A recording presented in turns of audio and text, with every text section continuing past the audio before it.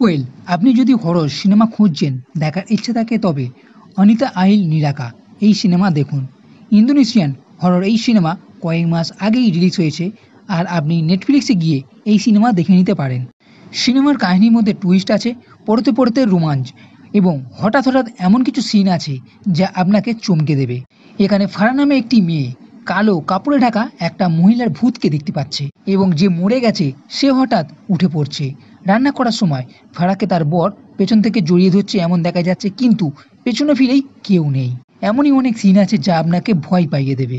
এছাড়া ঘরের মধ্যে সিন ও এখানে আছে কালো জাদু, সমস্ত কিছুই একটা ভুতুড়ে পরিবেশের সঙ্গে সিন বাই সিন এমন আপনাকে মজিয়ে রাখবে যা আপনার যেমন ভয় লাগবে এবং তেমনই সিনেমা থেকে চোখ সরাতে পারবেন না। এছাড়া 1 ঘন্টার পর ফারাকে যখন প্রসেস করা হচ্ছে তখনকার সিন তো বেশ মারাত্মক। ফার্স্ট হাফ হোক বা সেকেন্ড হাফ, সমস্ত কিছুই বেশ জম্পেজ আছে। আমার তো এই সিনেমাটি বেশ ভালো লেগেছে এবং ইন্দোনেশিয়ান হরর সিনেমার মধ্যে একটা আলাদা মারাত্মক রকমের ভুতুড়ে সিন দেখা যায় যা আপনি এই সিনেমাতেও দেখতে পাবেন। তাই অনেকদিন পর একটা ভালো সিনেমা দেখতে চাইলে এই সিনেমা আপনি দেখে নিতে পারেন। তবে এই সিনেমা হিন্দি ডাব এখনও আসেনি, তাই ইংলিশ সাবটাইটেলের সঙ্গে আপনাকে দেখতে হবে। এইবার সিনেমার ঘটনা হালকা করে বলে রাখি। ফারা যে বিয়ে করে ভালো স্ত্রী হতে চায়, সেই জন্য ওয়াব নামে একজনের সঙ্গে বিয়ে করে। আর ফারা সবসময় একটা খারাপ স্বপ্ন দেখে। ওয়াব একজন রাজনেতা যে লোকাল ইলেকশনে দাঁড়িয়েছে। বিয়ের প্রথম কয়েকদিন তো সব ঠিকঠাক ছিল, কিন্তু একদিন ইলেকশনের ক্যাম্পেনিংয়ে গিয়ে ফারা একটা ভুতুড়ে কালো কাপড়ে ঢাকা মহিলাকে দেখে যে হঠাৎই তার সামনে এসে পড়ে এবং গায়েব হয়ে যায়, যাকে দেখে খুবই ফারা ভয় পেয়ে যায়। এদিকে বাড়িতে যে কাজের মহিলা আছে, ফারার কাটা নখ দিয়ে কালো জাদু করতে দেখা যায়। এরপর থেকে ফারার সঙ্গে আরও সব অদ্ভুত ঘটনা ঘটতে শুরু করে।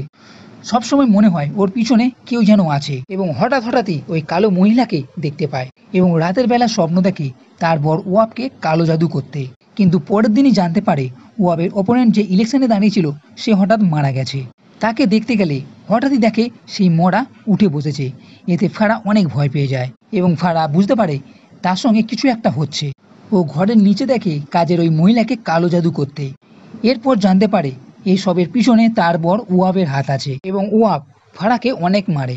ও রাতের বেলা ফারা শরীর থেকে ছাল তুলে সেই ছাল কালো জাদুর মাধ্যমে রাক্ষসকে খেতে দেয়। পরের দিন ফারা ও ওয়াব ফারার বাড়িতে গেলে হঠাৎই ফারার শরীর খারাপ করতে শুরু করে ও ওয়াব মন্দ পড়ে ফারাকে প্রসেস করতে থাকে, যার ফলে ফারা অদ্ভুত আচরণ করতে শুরু করে। ফারার শরীর ভেঙে যায়, কিন্তু ফারার বাবা মন্তর জোরে ফারা ঠিক হয়ে যায়। পরে ওয়াব ফারাকে ঘরে নিয়ে গিয়ে এক রসমের মাধ্যমে ফারাকে বলি দেওয়ার চেষ্টা করে রাক্ষসকে খুশি করার জন্য। কিন্তু ফারার বোন সেই সময় এখানে এসে পড়ে ফারাকে খুঁজতে খুঁজতে এবং একটা হাতাপাই হয়, যার ফলে ওয়াব ডিনাকে ছুরি দিয়ে মেরে ফেলে, কিন্তু ফারাও একটি শিং দিয়ে ওয়াবকে মেরে ফেলে ও শেষে ফারা ওখান থেকে বাইরে চলে আসে। তো এই হলো ছোট করে কিছু ঘটনা। এই সিনেমার পুরো ডিটেলসের জন্য আপনাকে এই সিনেমা দেখে নিতে হবে। তো বন্ধুরা, এই ভিডিও যদি ভালো লেগে থাকে তাহলে লাইক করো, কমেন্ট করো, শেয়ার করো আর এই চ্যানেলটি সাবস্ক্রাইব করতে কখনোই ভুলবে না। এই ভিডিও দেখার জন্য ধন্যবাদ।